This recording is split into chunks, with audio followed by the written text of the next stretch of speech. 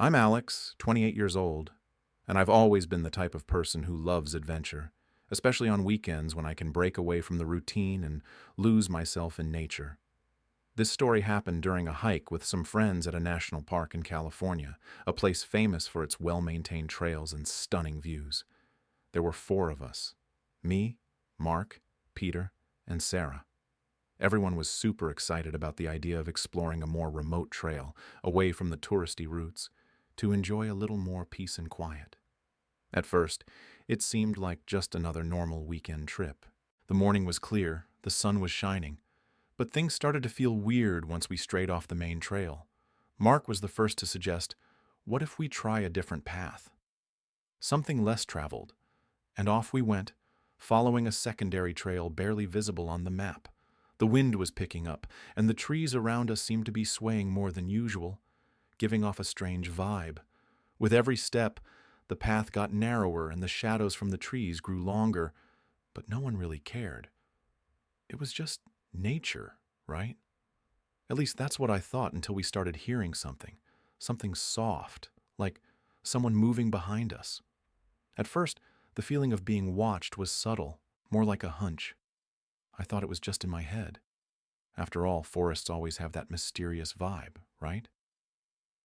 But when the sun started to dip behind the mountains and the shadows from the trees grew darker, the atmosphere completely changed. The sounds around us, which had been just the wind and nature's usual noise, now seemed to come from a closer place.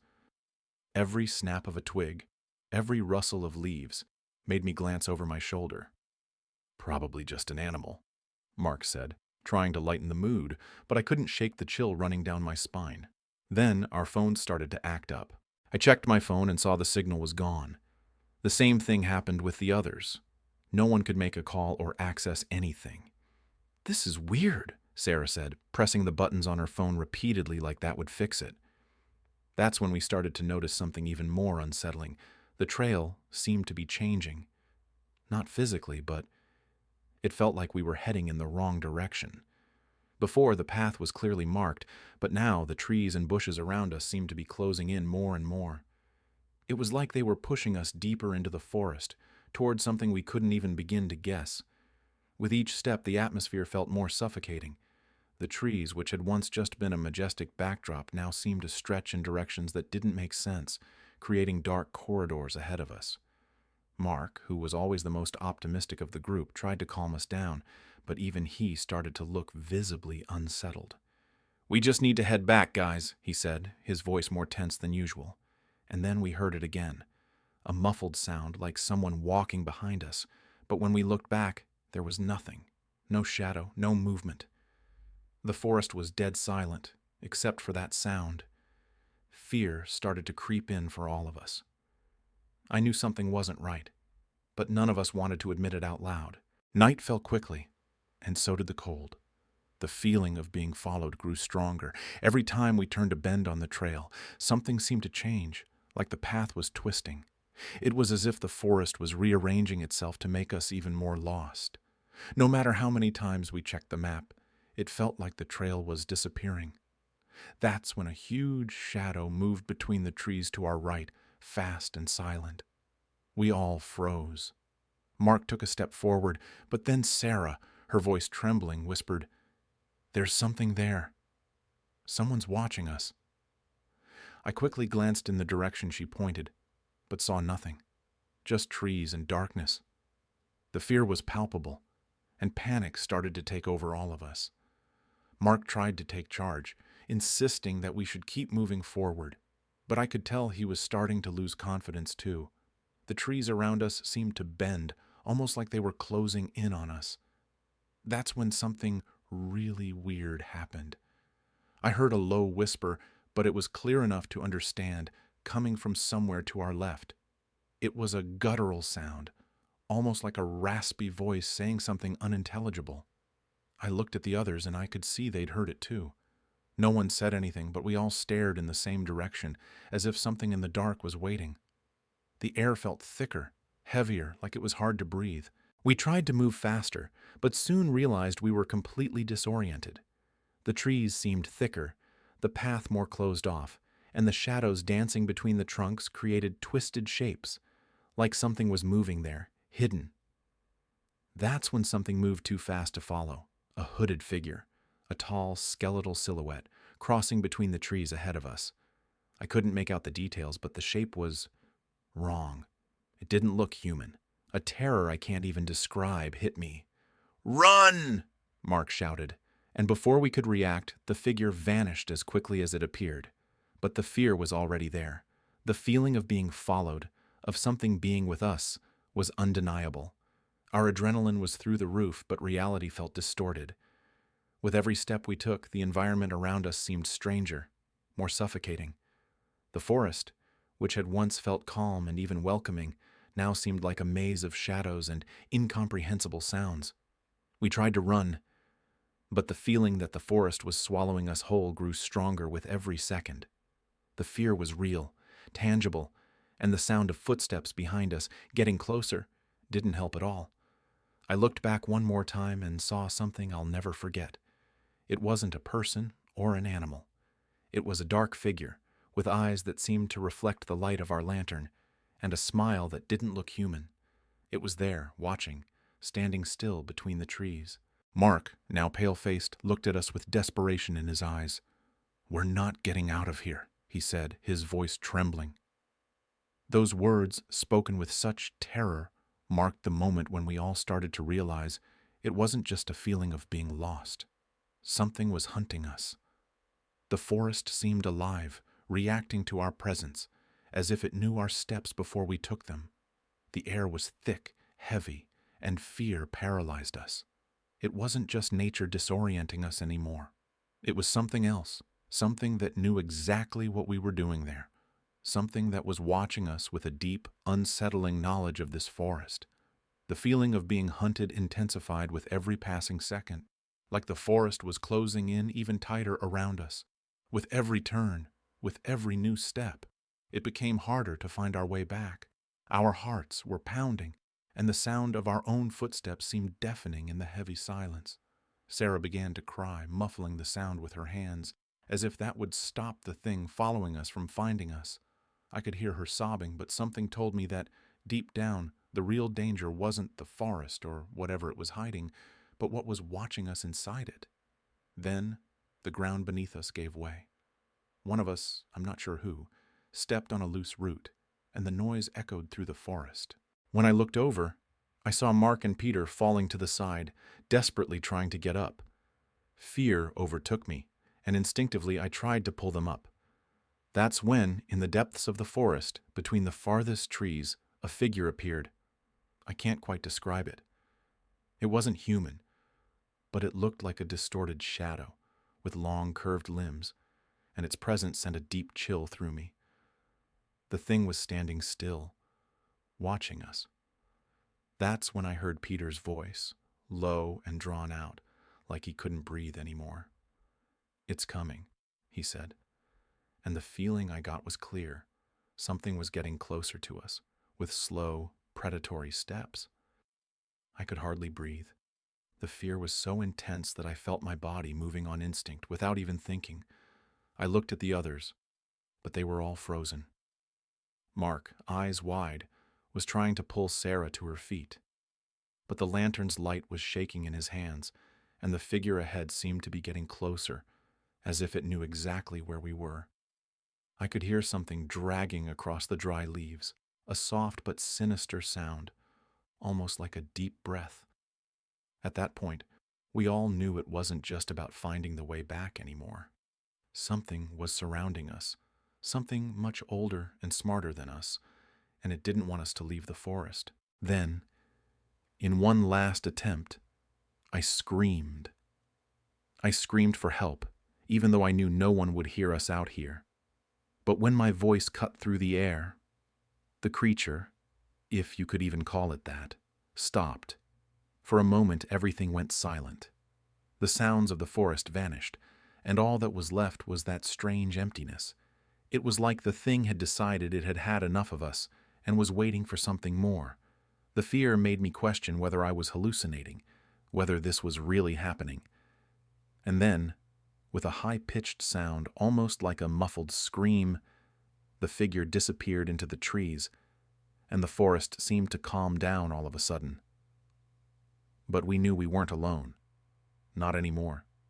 The calm that followed was more terrifying than anything we had experienced up until that point. The sound of our own footsteps on the trail seemed to echo louder than ever, and the darkness around us felt thicker. It felt like the forest was watching us, waiting. We didn't speak for a while. None of us had the courage to break the silence until Mark, with a voice almost imperceptible, said, "We need to get out of here, now." He was right. We didn't know if the thing would come back, but something was very wrong with that place. Something was manipulating us, as if the forest itself was against us, guiding our steps to make us lose our way. That's when Sarah, almost in a whisper, pointed ahead.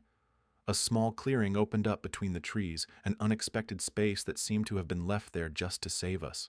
We didn't question it. We just followed. Every step was taken with caution, as if any wrong move could bring the thing back. We reached the clearing, and the first thing I did was look up at the sky. I could hardly believe it. The stars, which had been covered by heavy clouds before, started to appear. The light seemed to be coming back, and the fear was beginning to fade. But as I looked at the sky, a dark shadow quickly passed between the trees. Not a normal shadow, but something moving too fast to be natural. I looked at the others, but they were all still, as if they were waiting for the worst to come. Finally, almost like a reflex, we all started to run. There was no more time to think, to question, or try to understand what was happening. Fear pushed us forward, and the sound of our feet pounding on the cold ground seemed endless. Every time we looked back, the feeling of being followed grew stronger. But when the sound of our heavy breathing seemed unbearable, we saw the edge of the forest ahead of us. The trail, which had seemed to distort before, was now clear and visible again, as if we were being guided out. There was no sign of the figure or anything else chasing us, but we all knew something was there, watching us from a distance, waiting for the right moment to act. When we finally emerged from the forest, the feeling of relief was overwhelming. The moonlight illuminated the road, and for a brief moment, we thought all the terror had been left behind. But something inside me was never the same again. I looked at the others, and I saw in their eyes the same doubt, the same fear I felt. We didn't talk much about what happened, but we all knew we hadn't just been lost. The forest had tested us, and the thing that was there with us, well, it's still out there. Maybe it's waiting for the next person who dares to follow the vanished trail. Please subscribe our YouTube channel. I've always been the kind of person who loves traveling solo. It's not that I don't enjoy the company of others, but there's something magical about being alone in a new place, discovering the world on your own terms. At the time, I was living in Portland, Oregon, and decided to go on a backpacking trip through the Pacific Northwest.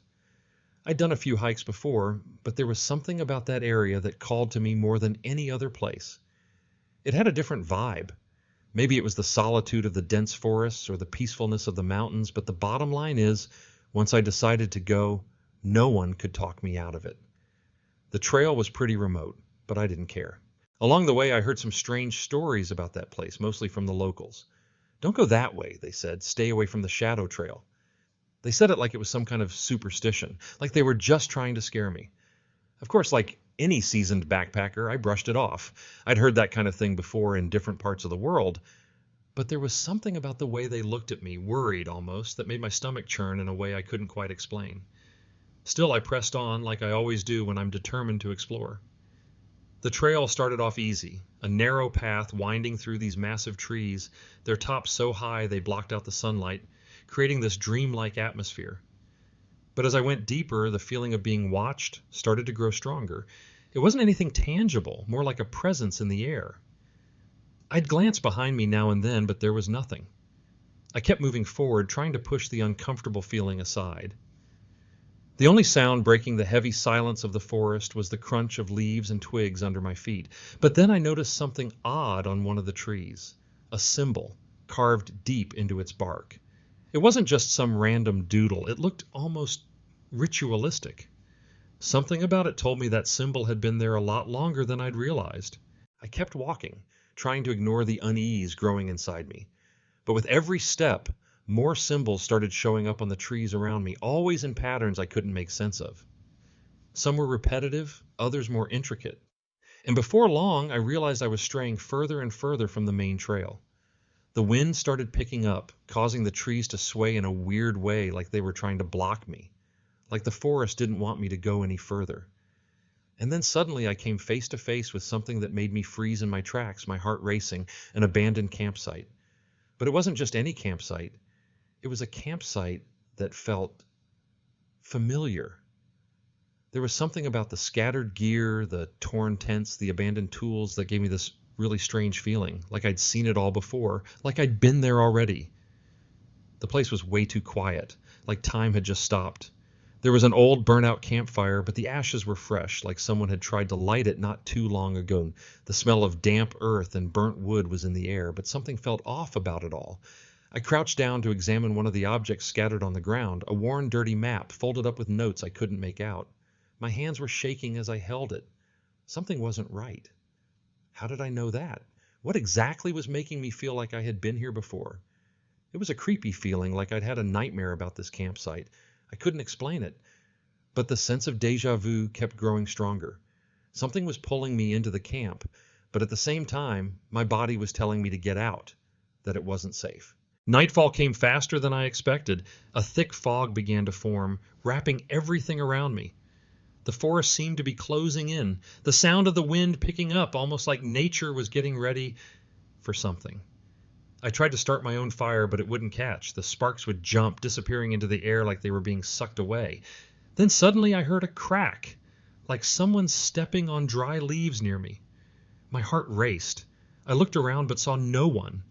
The feeling that I wasn't alone anymore became overwhelming. I felt a presence, a shadow moving between the trees, but when I tried to focus on it, it vanished. What unsettled me more was the silence after that. The wind stopped, the forest calmed down like it was waiting for something. Panic started creeping in. The feeling of being watched grew stronger, and I knew it wasn't just in my head. I looked at the trees around me, trying to find something that would explain the feeling, but it was like the shadows and the cracks of the forest had a life of their own. I was starting to realize that what was happening wasn't just some coincidence. Something was there with me, something that had been following me since the moment I stepped onto the trail. I tried to convince myself it was just my mind playing tricks, but the more I tried to ignore it, the stronger it became. The symbols on the trees, the abandoned campsite, the déjà vu, everything seemed to connect in a way I couldn't understand. Fear started taking over, but the urge to figure out what was going on was stronger. I walked to the center of the camp where I found a small fire still warm, but covered in a layer of ashes, like it had been quickly put out. That's when I heard it for the first time, a whisper, a low sound, almost imperceptible, coming from somewhere beyond the fog. Something crawling between the trees, or maybe it was the forest itself moving. I couldn't tell if I was hearing it or if I was starting to lose my mind. The whisper grew louder, and with it, the feeling that someone was right next to me, breathing on my neck. A chill ran down my spine, and I looked behind me but saw nothing, just the shadows dancing with the cold night breeze. Fear took over, like I was being pressed from all sides. I wanted to run, but some invisible force seemed to keep me there in the center of that campsite, stuck. The whisper turned into a voice I recognized, but it wasn't exactly mine. The voice whispered my name, soft and drawn out, like a distant memory, something I'd heard before but couldn't place. I turned again, trying to locate where the sound was coming from, but all I saw was the thick darkness of the forest. The wind picked up again, but in a strange way, like it was whispering too. The leaves seemed to move on their own, as if they were communicating, like the forest itself was alive and aware of my presence. I couldn't tell anymore what was real and what wasn't. What was happening? How had I gotten there? The feeling of déjà vu hit me again, stronger than ever, and suddenly an old nightmare memory resurfaced. I remembered a place like this, a feeling as real as the one I was in, but I couldn't understand it. The voice called my name again, louder now, and I looked directly at the spot where the sound seemed to come from.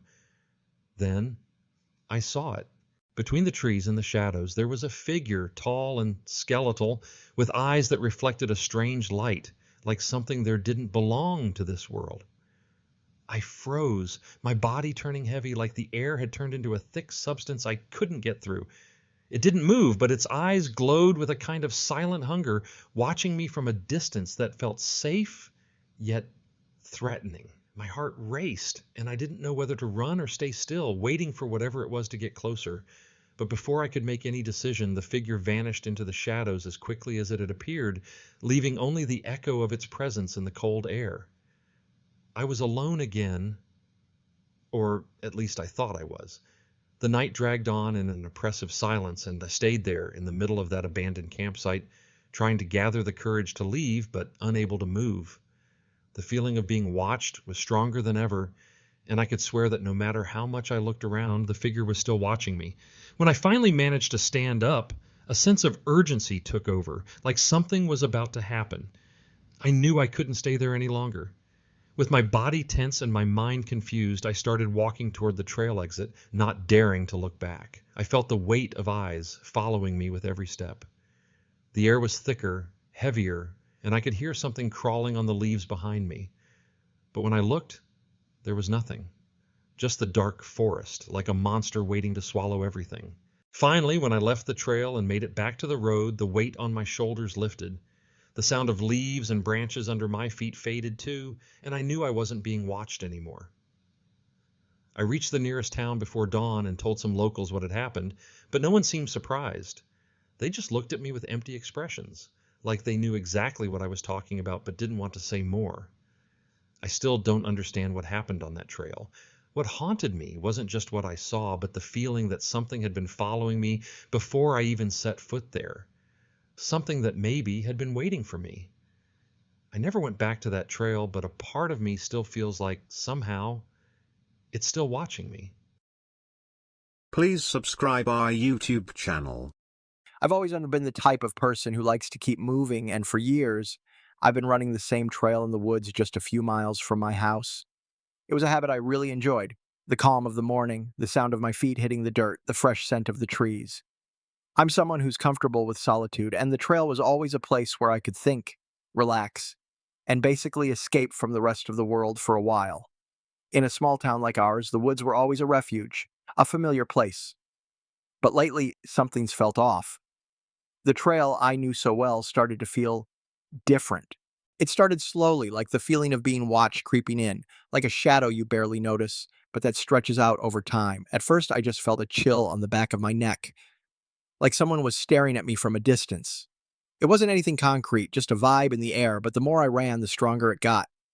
I started hearing little snaps behind me, twigs breaking like someone was stepping on dry leaves around me. But every time I turned my head, there was no one there. And worse, I could swear I saw shadows, or maybe shapes, in the trees around me, like they were moving, watching me, just waiting for me to turn my back. I ignored it for a while, but the feeling of being followed kept growing, and I didn't know what to make of it anymore. As the days went by, the feeling only got stronger. Sometimes I'd stop on the trail to take a deep breath and try to calm down, but when I looked around, the trees seemed denser, more closed in. The sounds of the forest, which usually calmed me, now seemed amplified, every snap and rustle making me more alert. I started getting this sense that something, or someone, was watching me, with almost obsessive attention. It wasn't just a feeling anymore. Now I could almost feel the eyes on my back, like they were waiting for the right moment to reveal themselves. I found myself looking back more often, but all I'd see was the same dirt path, the towering trees, and the emptiness. Then one day during a run, I bumped into someone who seemed to be feeling the same thing. He was an older man, probably in his 60s, with a graying beard and tired eyes, but there was something strange about him, like he'd spent a lot of time on these same trails. He was standing on one of the curves, watching me, like he was waiting for me. When our eyes met, he gave a forced smile and said, "You feel it too, don't you?" It was like he knew exactly what I was thinking. I don't know how he knew, but in that moment I felt a slight sense of relief, like I wasn't alone in this anymore. We started talking, and he told me that for weeks he'd been feeling some strange presence, something following him on the trails, but every time he tried to look back, he'd find nothing. From that moment on, Jim and I started running together. It was like we had formed some sort of silent alliance, sharing this bizarre experience that neither of us could make sense of. We talked about everything and nothing at the same time, but all through it, there was this feeling in the air that something was off. During the quieter moments, we'd hear footsteps, like someone was getting closer to us, but when we'd turn around, there was no one there. At first, I thought it was just my nerves acting up, but Jim, who introduced himself as Jim, seemed just as tense as I was. He told me that during one of his night runs, he saw a silhouette standing between the trees, but when he blinked, the figure simply disappeared. It wasn't an animal, nor another runner. It was human, but there was no explanation for it. And the way he spoke, with a look in his eyes like he was afraid someone might be listening, sent a chill down my spine. That conversation with Jim was the first step in realizing we weren't alone. Over the following days, we began paying closer attention to the woods around us. And the more we looked, the more strange things appeared. I started noticing marks on the trees, deep scratches, like something had dragged its claws along them. The kind of thing no human could have done with their hands, but also not something an animal would usually leave behind. There were patterns, trails that didn't belong to anything I knew.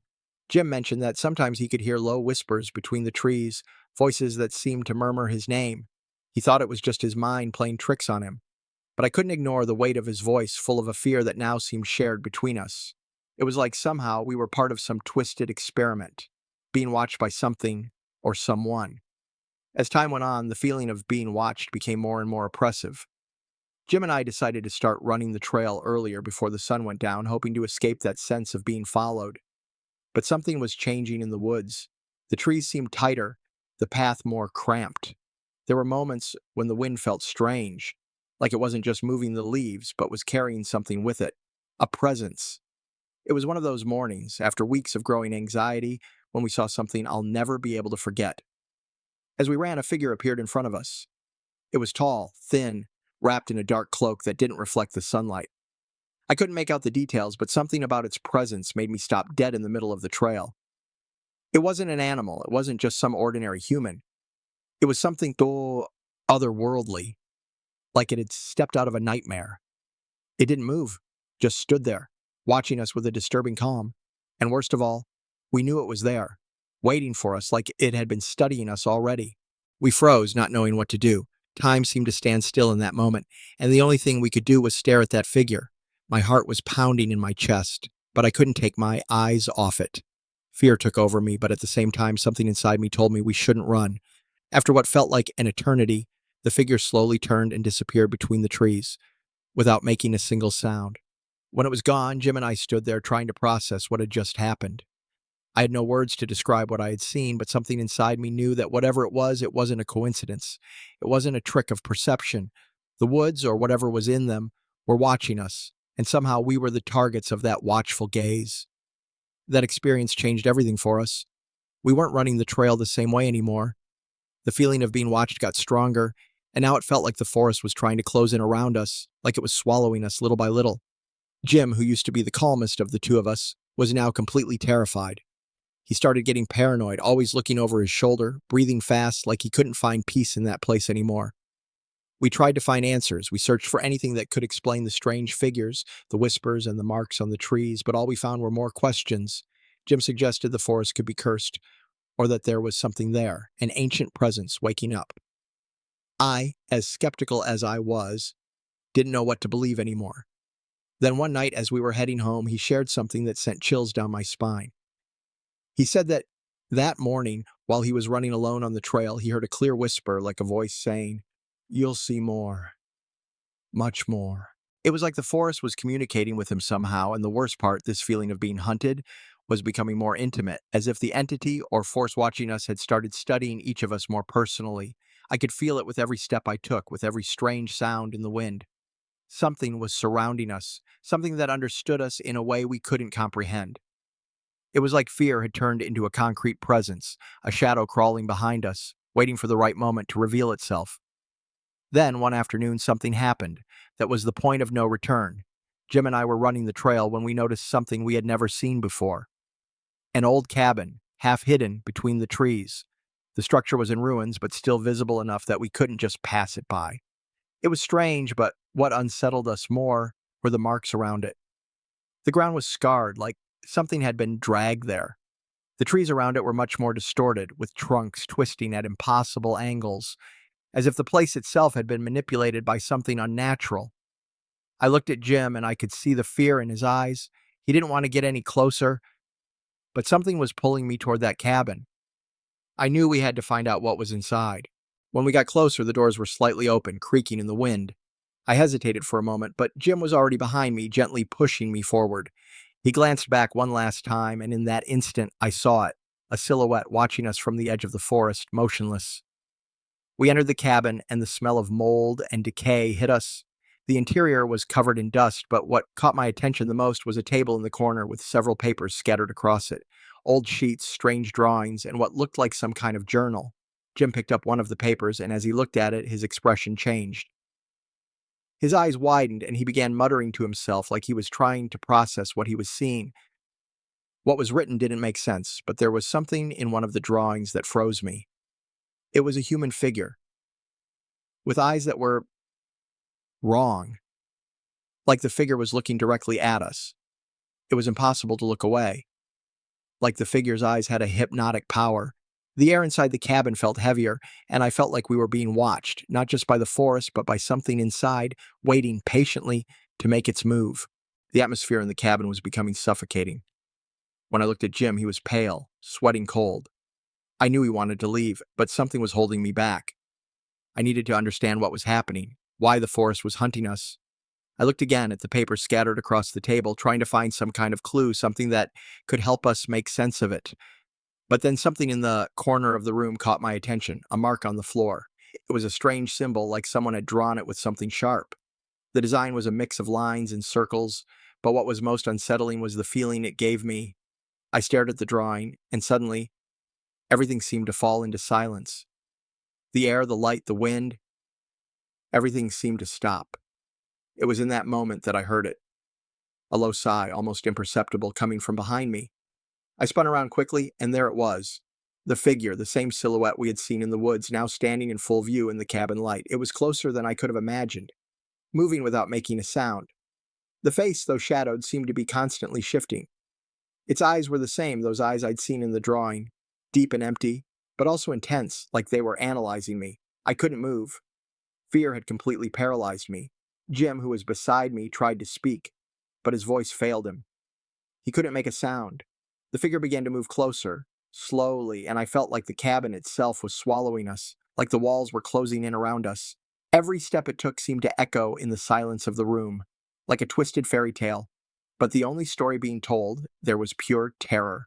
The figure didn't say a word, but its presence was overwhelming. It was like it was feeding off our fear, growing with each second of dread that took hold of us. My hands were trembling, searching for something to hold on to, but there was nothing. The sensation of being trapped in a nightmare, with no escape, completely overtook me. Suddenly, the figure made a move, raising one of its hands in our direction. I could feel the pressure in the air, like the very energy around us was being sucked into it. But before I could understand what was happening, a scream cut through the silence. It wasn't mine, and it wasn't Jim's either. It was a voice, but so distorted and grotesque, it seemed to come from all sides at once. I saw the figure's eyes widen, like it was being interrupted, and the shadow around it seemed to dissipate for a moment, like it was fighting against some invisible force. And then, as if everything had returned to normal, the figure disappeared. It wasn't a sudden movement, but a slow dissolution, like it was part of the very darkness of the cabin.